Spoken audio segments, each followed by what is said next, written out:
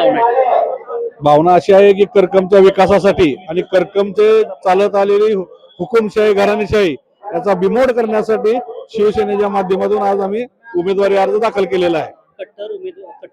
उमेदवार एकामेकाला संघटना काय आव्हान वाटतंय?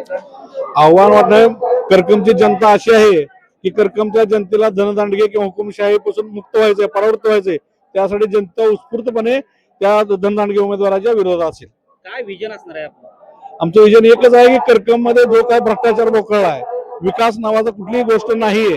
आलेल्या सांगायची गोष्ट म्हणजे पाणी पुरवठा योजना नावालाच आहे, परंतु तिथे जलशुद्धीकरण केंद्र नाही. त्यामुळे गावात पिण्याच्या पाण्यासाठी रोज गरीब लोकांना बिसलेरीसाठी 40-60 रुपये खर्च लागतात प्रत्येक कुटुंबाला. ते बंद करण्यासाठी करकम मध्ये विविध प्रकारच्या विकास काम करण्यासाठी आम्ही हे उमेदवारी करतो. करकमच्या जनतेला काय आव्हान कराल? करकमच्या मायबाप जनतेला माझा हात जोडून एवढीच विनंती आहे की आलेली सुवर्णसंधी आपण दौडू नका.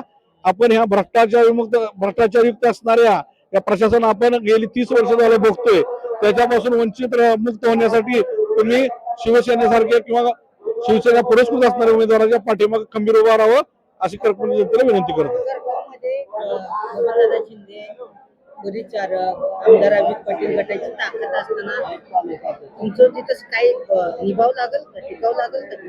करकम मध्ये प्रस्थापितांची जरी ताकद असली तरी करकम मध्ये एक तिसरी शक्ती आहे. त्या तिसऱ्या शक्तीने लोकसभेला शरद पवारांना सुद्धा तिथे पिछाडीवर टाकलेलं होतं आणि आता अभिजित पाटील तुम्ही बघताय तर तो जनतेचा प्रतिसाद होता त्यांना विधानसभेला. तशा प्रकारचाच प्रतिसाद आम्हाला सुद्धा मिळेल अशी आम्हाला आशा आहे.